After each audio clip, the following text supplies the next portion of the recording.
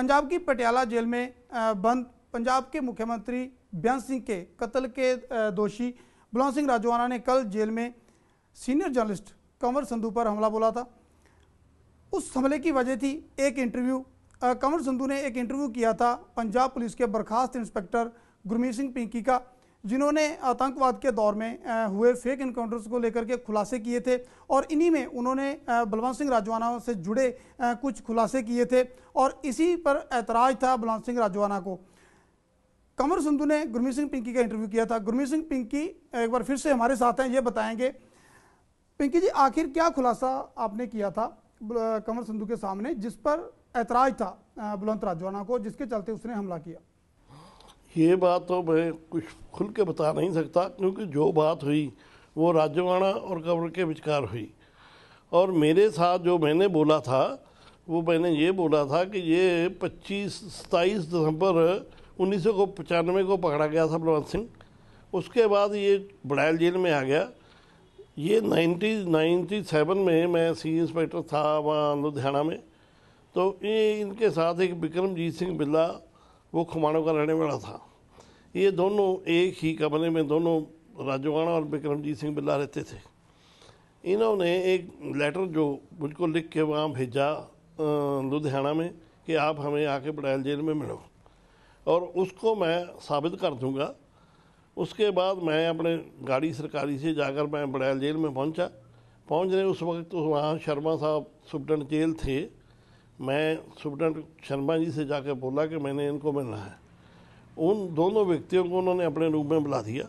मैं वहाँ उसके पास बैठा और उन्होंने मुझे ये सारी बात खुलकर बताई कि अभी ये जो तारा है और परमजीत भ्योरा और हवारा ये तीनों यहाँ से भागना चाहते हैं और हमने इन्हें किसी कीमत में भागने नहीं देना, क्योंकि वो जो दिलावर सिंह मरा है उसको हमने जैकेट पहना के भेजा, वो किसी माँ का बेटा था।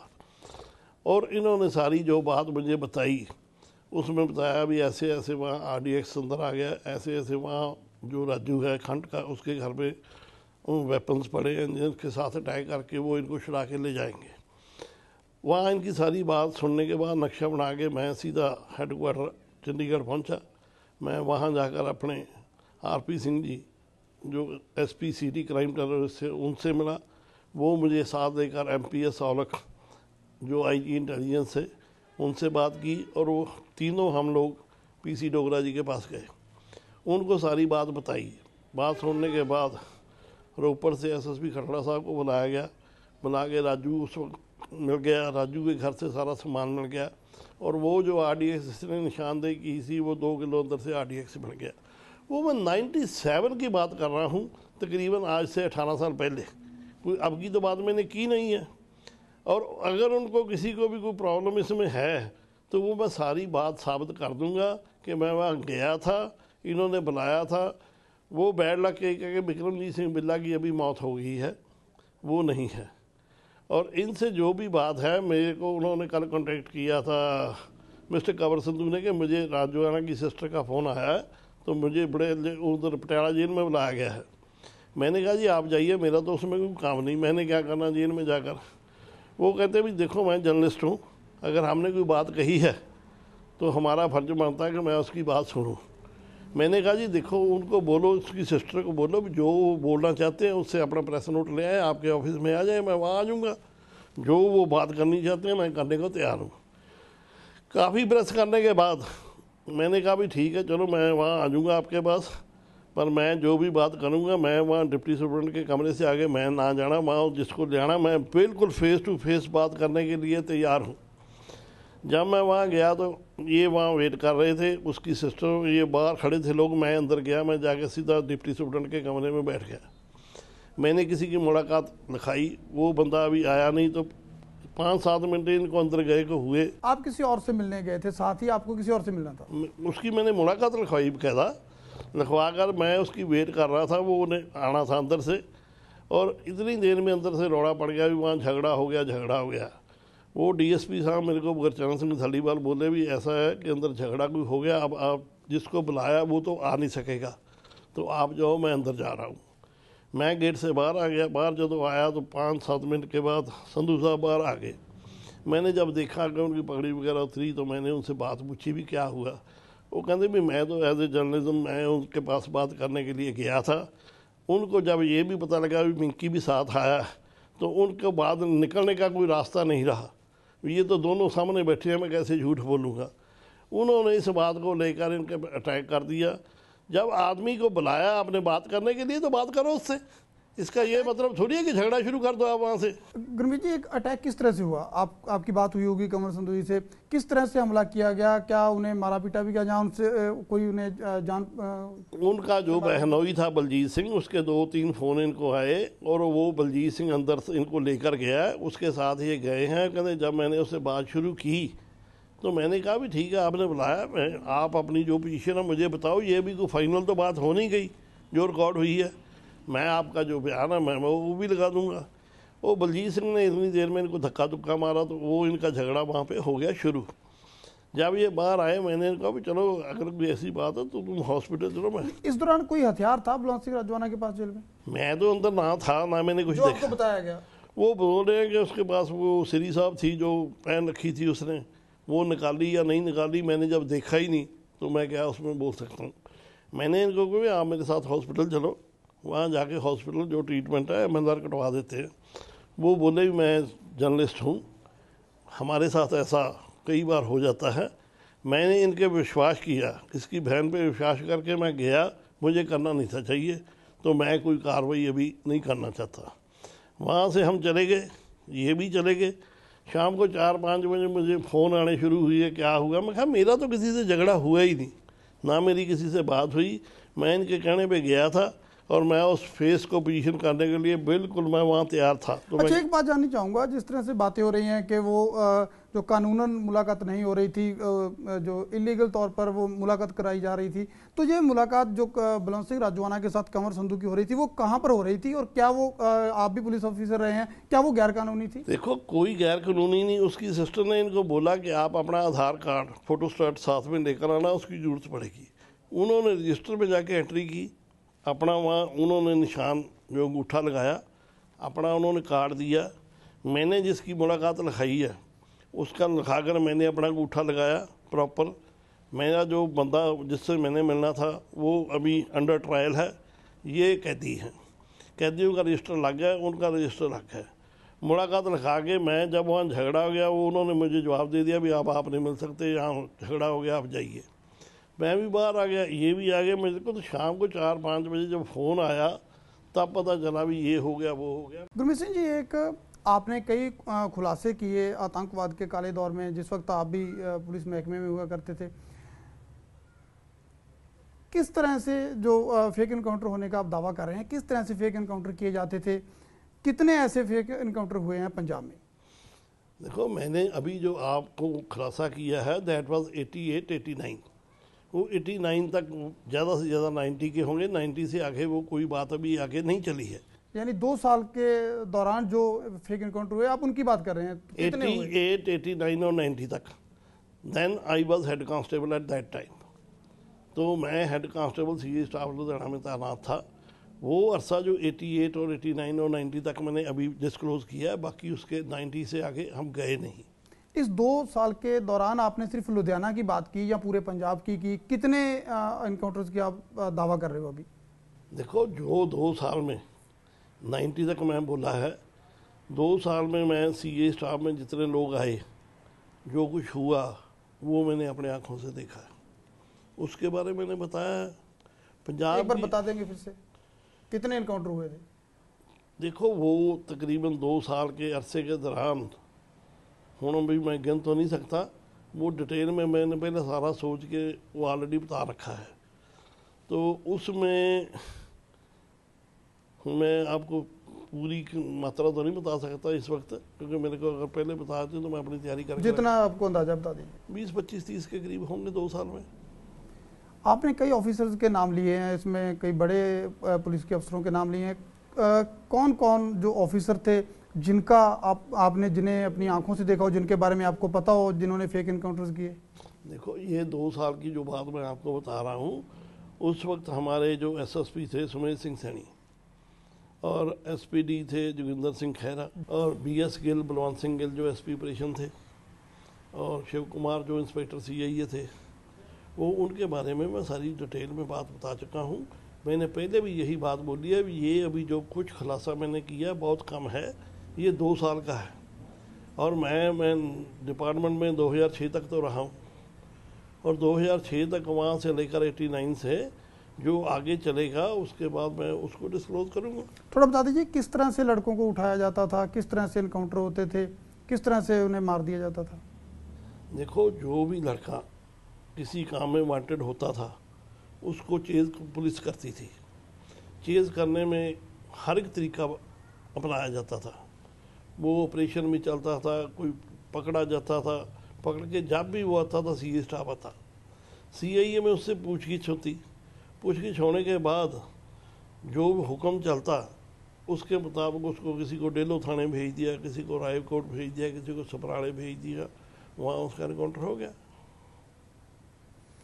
कोई बड़े नाम जो आपको याद हो, जिनका उस दौरान जो बड़े कोई आतंकवादी रहे हो उस दौरान खालिस्तानी, जिन्हें उस दौरान ऐसे फेक एनकाउंटर में मारा गया? वो मैंने 89 के जो राजेंद्र सिंह बदारा बताया, बख्तौरा बठिंडा बताया, शेर सिंह शेर बताया, पिंका मोहाली बताया, वो तकरीबन ये 2 साल का जो अरसा है, उसके बाद के जो बाकी बात है वो आगे चलेगी। एक आपने पिंका मोहाली का नाम लिया, ये काफ़ी चर्चा में रहा है ये मामला, तो इसे किस तरह से मारा गया था, किसने मारा था इसे? इसका भी इनकाउंटर हुआ था? वो मैंने बताया था कि पहले साइनाइड था, उसको डाला, साइनाइड से वो नहीं मरा, फिर उसके बाद लेकिन कौन लोग उसकी इंटरोगेशन कर रहे थे सीआईए लुधियाना में, कौन लोग कर रहे थे और क्या क्या हुआ? एसएसपी साहब थे, एसपी ऑपरेशन कौन? सुमेश सिंह सैनी, बीएस गिल और शिव कुमार।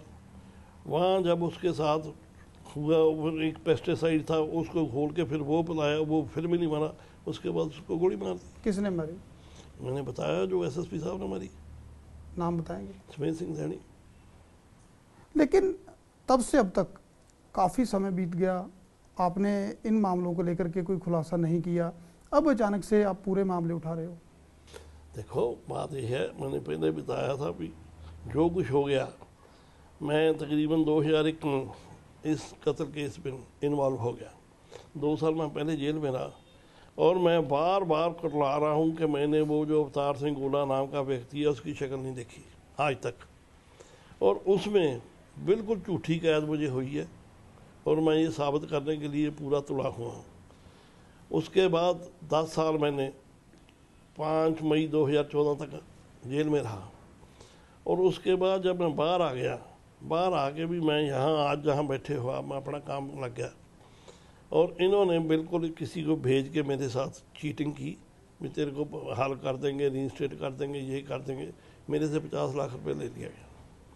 वो किसने लिए आपसे 50 लाख? अमन सिंह का वो जो है, अमन कुमार। किसके नाम पर लिए गए पैसे? डीजीपी साहब के नाम पे लिए गए। कौन थे उस वक्त डीजीपी? डीजी सुमेश सिंह सैनी। और उस वक्त उसने 50 लाख लेने मेरे को बोला भी 15 दिन के अंदर अंदर आपको बहाल कर देंगे। उसके इंस्टेड ऑफ दैट मैंने एक उससे एफिडेविट हैंड रिटन लिया, जो मेरे पास अभी पड़ा है, जो बतौर सबूत पेश करूँगा। उसके बाद मैंने जब इन्होंने नौकरी बहाल हो गया, मैंने जाके वहाँ फतेहगढ़ साहब में हाजिरी डाल दी। 7 दिन तक मैं वहाँ हाजिर रहा। 7 दिन के बाद इन्होंने मुझे वो रिवोक कर दिया। रिवोक करने के बाद मैंने सारे ऑफिसर्स को जाके बोला भी मैंने जो हो गया ठीक है, मेरे पैसे वापस कर दो, मुझे नौकरी की ज़रूरत नहीं। महीना 2 महीने वही चक्कर लगाते रहे। उसके बाद इन्होंने मेरे को बोल दिया भी जा, हम पैसे नहीं देते, जो करना कर लो। ये किसने कहा आपसे? मुझे डीजी इंटेलिजेंस ने बोला, हरदीप सिंह ढिल्लोई ने, भी जो करना कर लो, हम नहीं देंगे पैसे। फिर मैंने सोचा भी सारी ज़िंदगी तो अब स्पॉइल हो ही गई, इनके लेखे लगा दी। इंस्टेड ऑफ दैट अभी कुछ नहीं, जो मेरे पास पैसे थे वो भी इन्होंने ले लिया, मैं जाना कहाँ है। एक गुरमीत जी, आप काफ़ी करीबी माने जाते रहे थे डीजीपी जो सुमेश सिंह सैनी के, उस वक्त जो एसएसपी हुआ करते, जिन पर आपके आरोप भी हैं, तो आप बहुत उनके खास रहे हैं। तो क्या जिस तरह से आपने कहा कि जो 50 लाख रुपए आप किसी के थ्रू उन्हें दे रहे थे, उनसे बातचीत हो रही थी, तो आप तो उनके खुद करीबी रहे हैं, आपकी सीधी उनसे बातचीत क्यों नहीं हुई? मैं जितनी देर जेल में रहा हूँ, मैंने पहले भी बोला, इस 5 साल में मैं ना कभी उनको मिलने गया, ना मैं मिला, ना मेरी उनसे कोई मुलाकात हुई। क्योंकि मैं जेल में रहा, जेल में रहने के बाद मेरा उनसे कोई लिंक रहा नहीं। पहले नज़दीकियाँ थी? पहले जब तक थी, जब मुझे कैद होगी 2006 में, उसके बाद बहुत कम मिला हूँ। जब आपका केस चला तब आपसे कोई उनकी बातचीत होती थी आपके केस को लेकर के? कभी उन्होंने आपकी कोई मदद नहीं की? केस के बारे में कोई बात नहीं। आपने कभी उनसे अप्रोच नहीं की कि जिस तरह से आप कह रहे हो कि आपको झूठा फंसाया गया, तो वो तो काफ़ी बड़े अधिकारी थे? नहीं, उस वक्त वो डीजी नहीं थे, वो आईजी ईओडब्ल्यू थे जब मुझे कैद हुई है। ठीक है, उनको भी इस बात का बड़ी अच्छी तरह से ज्ञान है कि इसने मर्डर नहीं किया है। आप जाके अपनी तरफ से पूछ लेना भी, आप अपने धर्म मान से बताओ भी उसने लड़का मारा है वो। एक अभी आपने उनके खिलाफ कंप्लेंट कर रखी है चंडीगढ़ में, डीजीपी स्मिथ सेन के खिलाफ। वो कंप्लेंट देने की नौबत क्यों आई और क्या कंप्लेंट किया आपने? मैंने अपना 50 लाख रुपए की डिमांड की है भी मेरे पैसे दिए जाए बस। वो एफिडेविट की कॉपी उसके साथ लगाई है मैंने। किस किस के खिलाफ आपने कंप्लेंट दायर की है? मैंने दायर की है, एक तो वो जो अमन स्कोडा है, एक डीजीपी साहब और एक उनका पीएसओ है जो, उसके खिलाफ तीनों को की है। तो उसके बाद कोई आपको बुलाया गया बातचीत के लिए? कोई आपसे आज 10 दिन हो गए कंप्लेंट किए को। कहाँ की थी आपने? मैंने वो speed post IG UT Chandigarh, SSP UT Chandigarh और एसएचओ 26 उनको डाली है।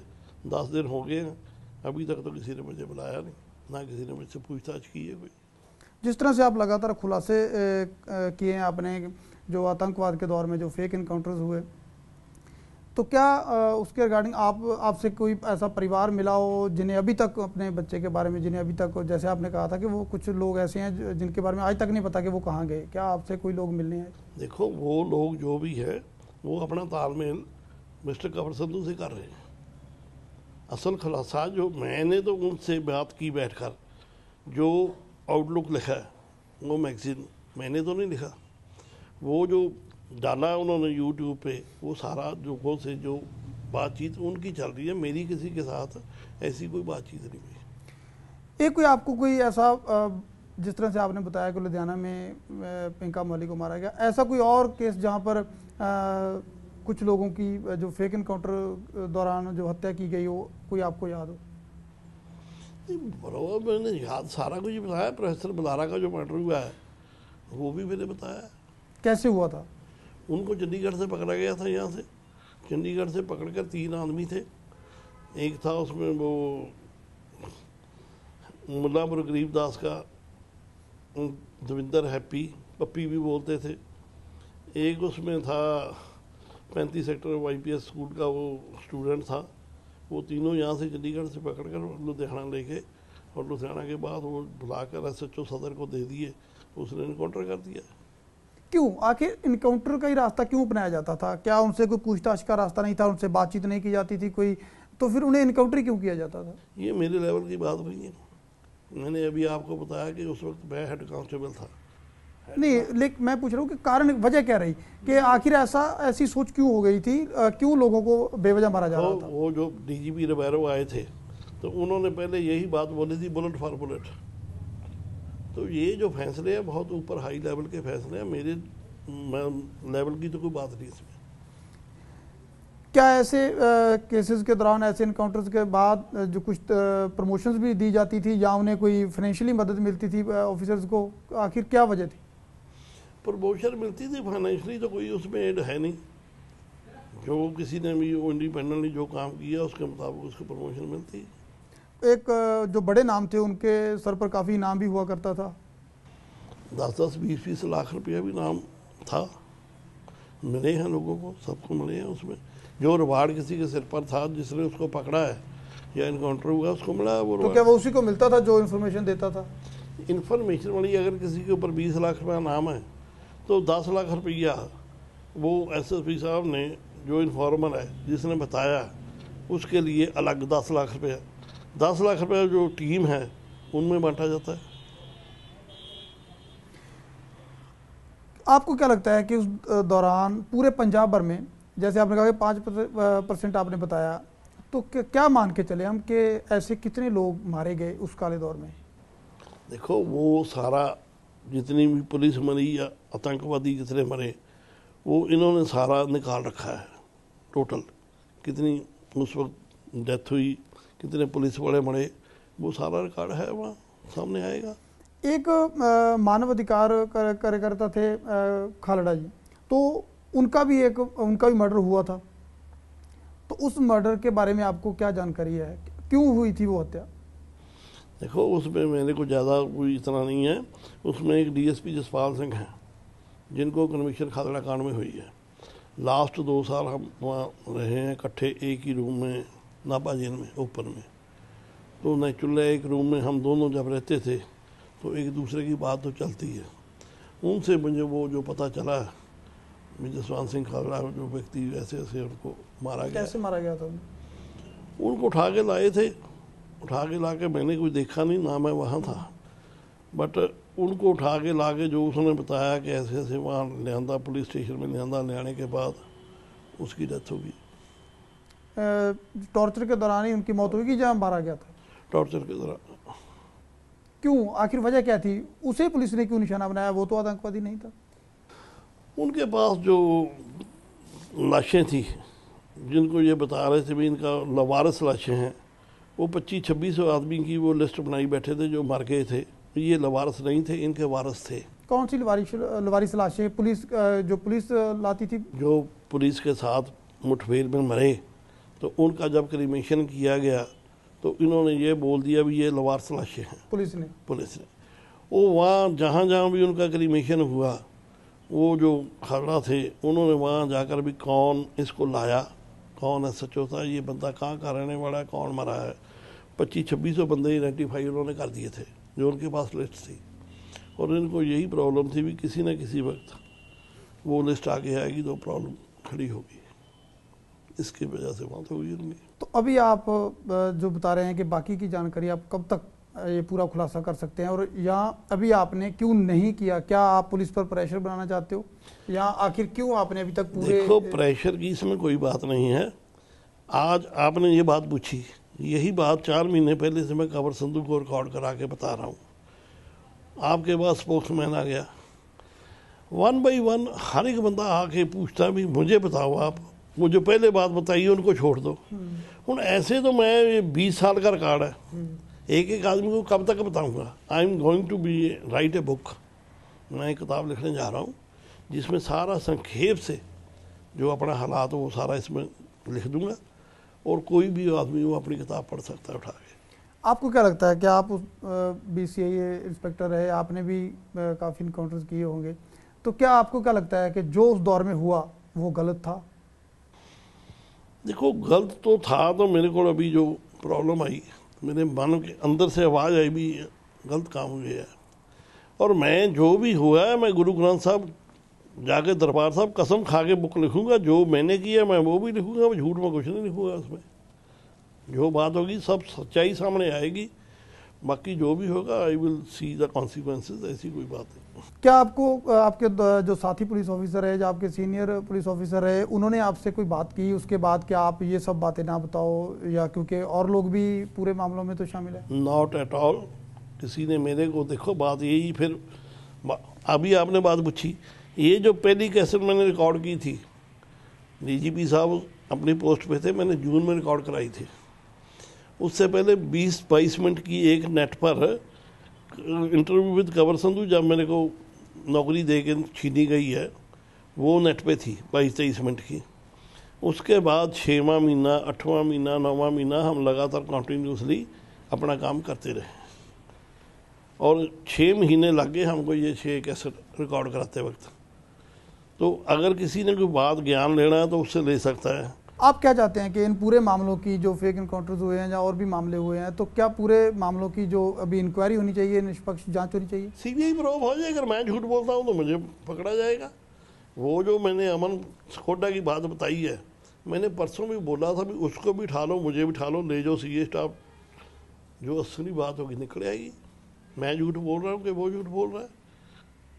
क्या आप किसी भी किस्म की जो इन्वेस्टिगेशन होगी आप उसमें अपनी गवाही देंगे पूरा? देखो, मैं क्यों भागूंगा, जो मैंने बोला है। कल भी बात जो हुई यही हुई, मिस्टर कंवर संधू कहते भी आपने बोला मैंने लिख दिया, तो we have to face the Rajwada. मैं कहा व्हाई नॉट, मैं अभी भी इस बात को साबित कर दूंगा कि ये बात हुई है। अगर वो झूठ बोल रहा है तो वो अमृतधारी सिख गुरु ग्रंथ साहब चकले सिर में मैंने नहीं पिंकी से मुलाकात की बड़ैल में, तो मैं झूठा हो जाऊँगा। चलो मेरे पास रिकॉर्ड है, मैं साबित करूँगा भी हुई है ये। इनका कहना है कि चाहे कोई भी जांच हो, सीबीआई जांच की मांग कर रहे हैं, तो हर जांच में ये शामिल होने के लिए तैयार हैं ताकि सच सामने आ सके। और सबसे बड़ा इल्ज़ाम इन्होंने लगाया है पंजाब के डीजीपी रहे सुमेश सिंह सैनी पर। इनका कहना है कि जब इन्हें बर्खास्त किया गया था सज़ा होने के बाद, तो इनकी नौकरी में बहाली के लिए भी 50 लाख रुपए उनके नाम पर लिए गए। उनके खिलाफ इन्होंने एक कंप्लेंट भी दी है चंडीगढ़ पुलिस के पास। कैमरामैन गुलशन के साथ नुपिंदर सिंह राणा, एबीपी न्यूज़, चंडीगढ़।